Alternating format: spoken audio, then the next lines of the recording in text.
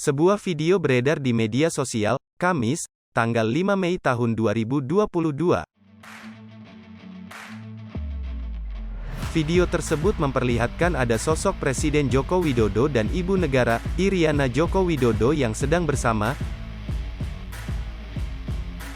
Di saat itu Presiden Jokowi rupanya sedang menelepon seseorang menggunakan handphone pribadinya.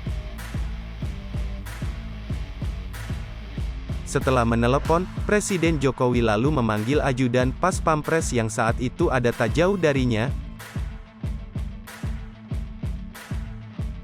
Ia lalu memberikan handphone tersebut kepadanya untuk dipegang. Namun, entah apa yang terjadi, handphone yang diberikan ke ajudan tersebut justru terjatuh ke lantai.